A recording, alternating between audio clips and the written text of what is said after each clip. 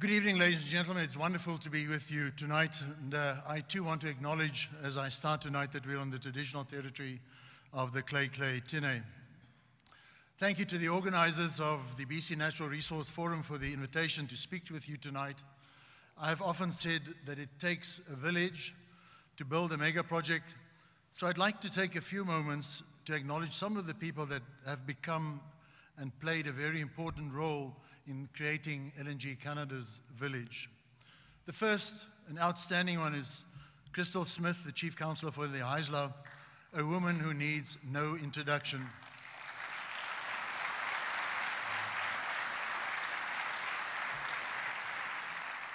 Crystal has become a symbol for Indigenous leaders who want to take their destiny into their own hands for the benefit of their people.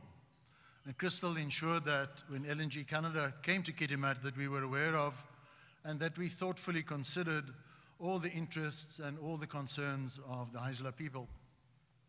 I also acknowledge Kevin Stewart for his deep knowledge of the Haisla territory and the connection to the hereditary system, so much under discussion within the Haisla system. I acknowledge Cliff White for his support for the Gidhatla people and his openness for LNG Canada to come into their community and build relationships, especially with the Gidhatla elders and hereditary leaders along the island and the coast. I acknowledge and celebrate Chief Joe Bevan and Deputy Chief Judy Guerrero of the Kitsalas for acknowledging the deep partnerships LNG Canada has built with Indigenous people. But specifically tonight, after we took FID on the 1st of October last year, I want to recognize the government of British Columbia, represented by so many ministers in the room, and deputy ministers and people who helped carry the file for so long. They established 4 conditions that any LNG development project needed to meet to move forward. And those conditions were not easy to meet, but they were necessary to ensure that British Columbians and First Nations in particular had a share and had a say. And the day we announced our final investment decision, it was a very proud Premier Horgan that helped us announce it and let the world know that BC was going to be putting Canada on the world map of LNG exporting nations for the first time. Thank you to the Premier and his government for supporting LNG Canada.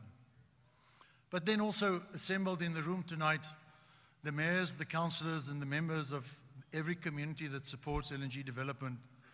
Thank you for all the work that you've done. Thank you for the way that you've stood up for us in the best interests of your communities. And it will be business communities like Prince George that will have an opportunity to compete for and work on this amazing project. And it will be tradespeople from this community and others like it that will form an essential part of the workforce that will build LNG Canada and the Coastal GasLink pipeline. And this is such an important forum that I want to recognize the Mayor and the City of Prince George for again hosting it. Shall we just give them a round of applause?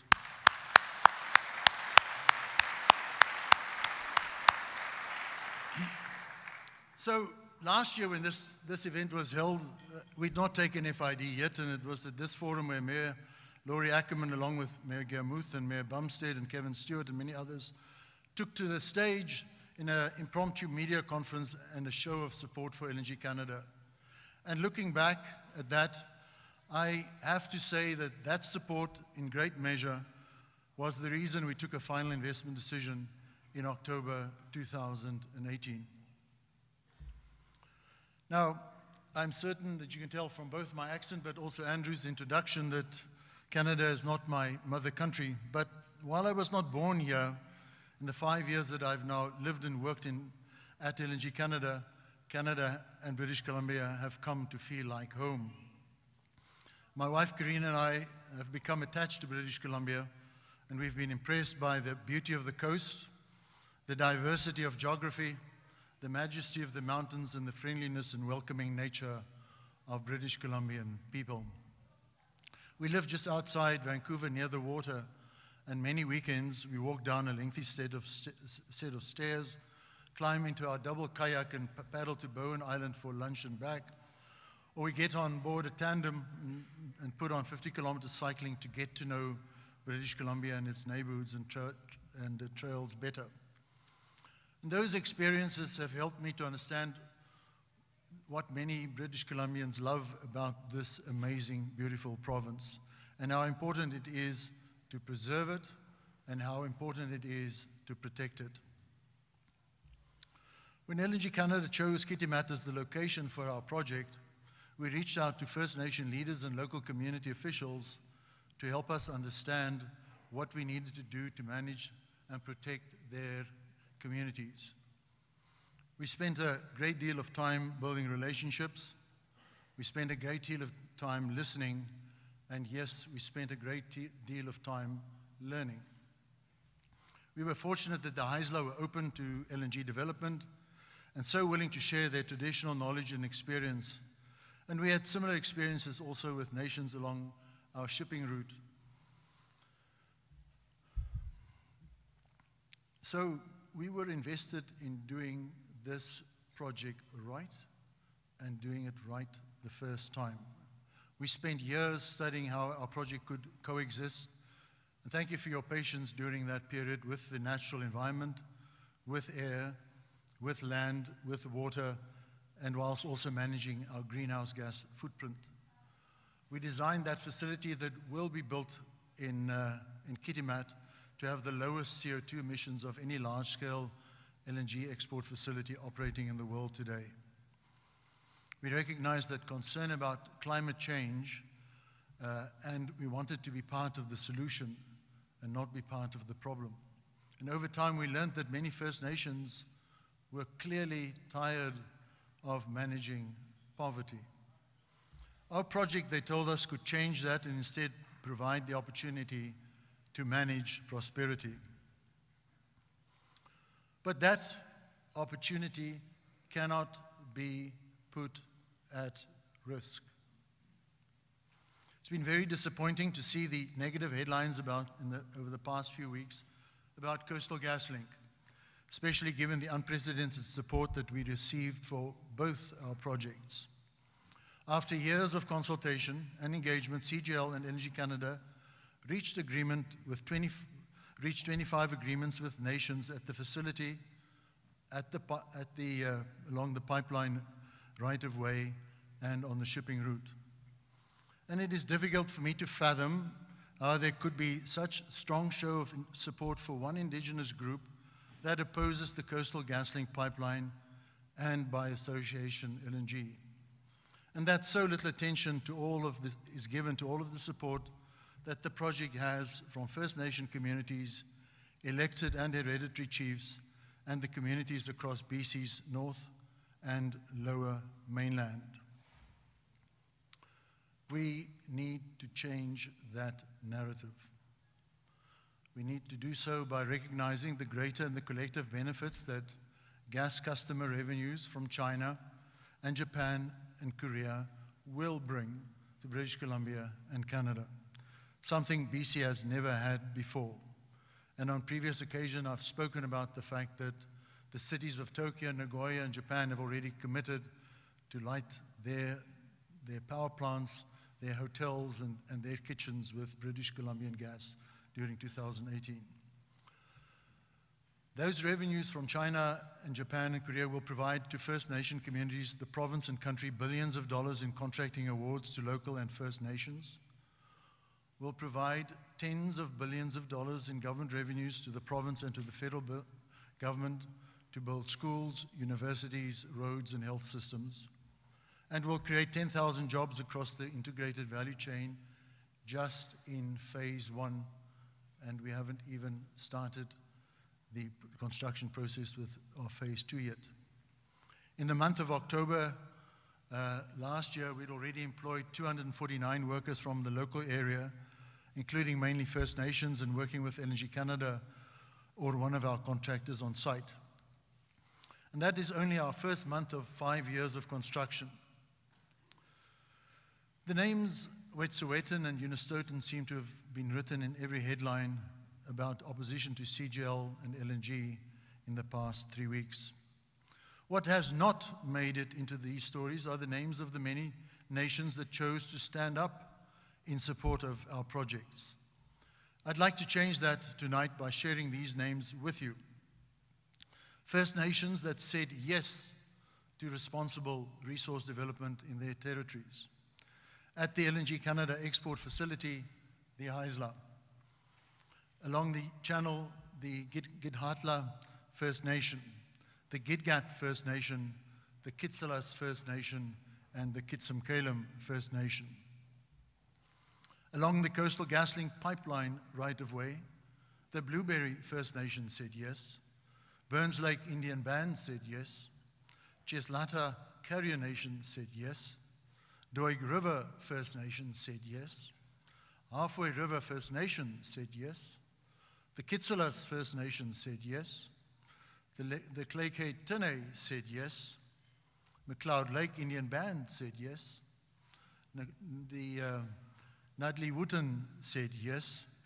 The Nkazli said yes. The Nitai Bun said yes. The Saikuz First Nation said yes. The Soto First Nation said yes. The Skintayi First Nation said yes. The Stelatan First Nation said yes. The West Moberly said yes. The Wet'suwet'en First Nation said yes.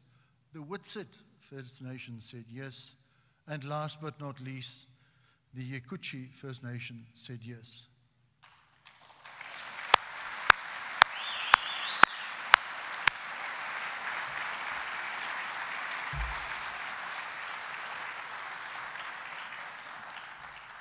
It is these nations that the country should be marching for. It is these nations that want to use the LNG opportunity to improve the lives of their members. LNG Canada is absolutely committed to seeing this through. I want to be very clear with each of the 600 people sitting around dinner tables in this room tonight that regardless of the headlines and the protests, LNG Canada has every intention to complete our project.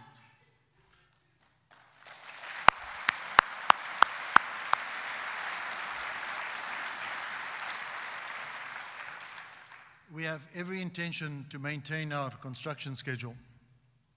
We have every intention to deliver the jobs and the economic benefits we've committed to First Nations, to local residents, to skilled tradespeople across all the northern communities, and for British Columbians, and for all Canadians. We have every intention to deliver much-needed LNG to Asia, starting with Japan and Korea and China, and then also other global markets. BC will be connected. Yesterday, LNG Canada announced that as of the end of December, we had approved over $530 million in contracts and subcontracts to local area businesses, to First Nations, and to business across British Columbia. That's 4 months into construction. That number jumps to $937 million when we add in contract amounts to businesses in other parts of Canada.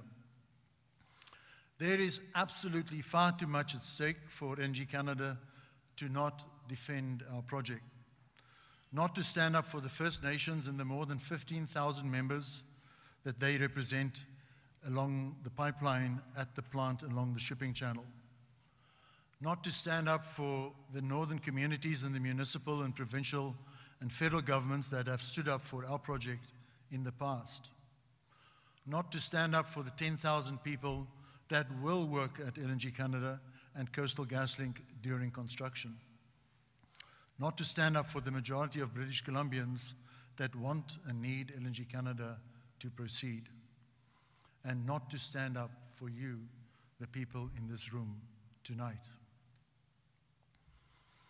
It will be people like you, mothers and fathers, and your sons and your daughters that will benefit most from LNG development in British Columbia.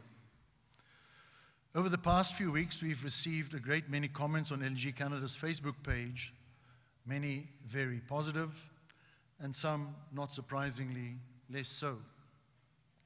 But there's one comment that particularly caught my attention and sticks in my mind.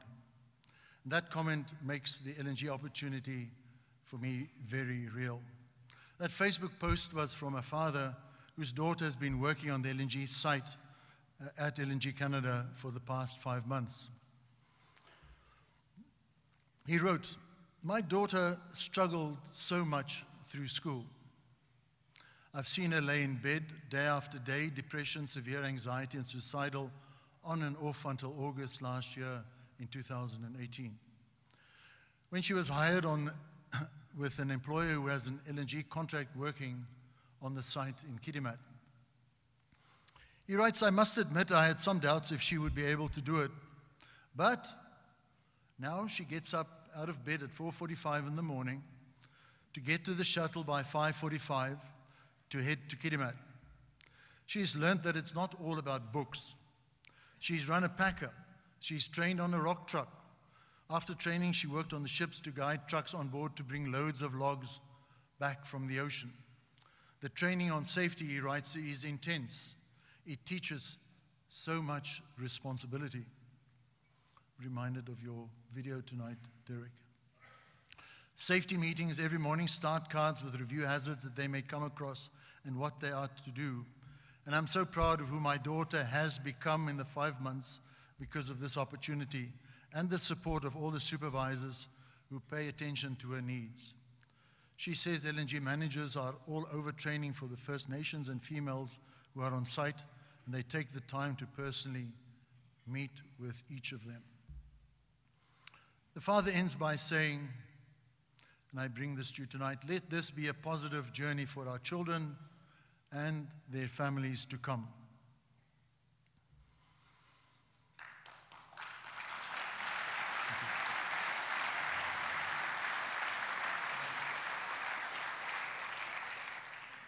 Next topic that I want to address is standing up for support of First Nations. LNG Canada respects the rights of individuals to peacefully express their point of view, which is clearly very deeply held, as long as their activities don't jeopardize people's safety and are within the law. But it is absolutely just as important for this province and the country to recognize and respect the Haisla, the Kitsalas, the Skintai, and the 20 other nations I mentioned a moment ago, to respect BC's northern communities and the thousands of individuals that have put so much effort and due diligence to come to a decision to support LNG. And I sincerely hope that relationships among Indigenous people on both sides of the issue can be mended and healed. We believe that finding a peaceful way forward is in the best interest of everybody involved. At this moment, I'm not convinced that it is possible for major infrastructure projects in British Columbia to get unanimous support. Our project is a case in point. But projects like LNG Canada provide opportunities that many First Nations and northern communities have not had before and may not see again. The conversation about hereditary versus elected systems of governance and which hereditary leaders speak for the Indigenous people is a conversation I will not address tonight and leave with others to resolve. But in the meantime, LNG Canada will continue to stand up for responsible resource development in British Columbia. We will continue to work to complete our project without pause. We will continue to stand up for you so we can deliver the opportunity our project represents for all British Columbians and Canadians. From time to time, I'm worried about this country's future in terms of decision-making on major decisions. BC and Canada are resource-rich, but at the moment, those resources cannot get to market. And I believe the way forward is for the majority of British Columbians, First Nations, and Canadians that support LNG and responsible resource development to begin to demonstrate that support. The way forward is to find a way to work together in the best interests of our communities, our nations, and their members. A fellow South African, Nelson Mandela, said, "I learned that courage was not the absence of fear, but the triumph over it. And the brave person is not the one who does not feel afraid, but the one who conquers his or her fear." And given the current climate, I am humbled by the bravery we've seen demonstrated by First Nations women and men. Crystal Smith, Karen Hogan-Toos, Ellis Ross, Cliff White, Archie Patrick, Joe Bevan, the Wet'suwet'en hereditary and elected leaders Helen Michelle, Vivian Tom, and so many others. They stand on the shoulders of the many First Nation leaders who came before them with a clear vision of how to create a better future for their grandchildren and their grandchildren's children. They've bravely stood up for LNG Canada and Coastal GasLink at a time when it has been a difficult thing to do.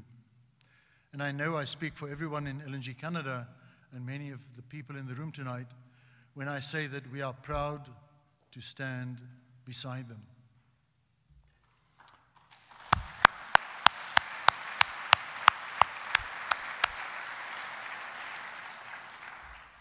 LNG Canada will ensure that BC's abundant resources can be developed in the interests of their members, our communities, and our province.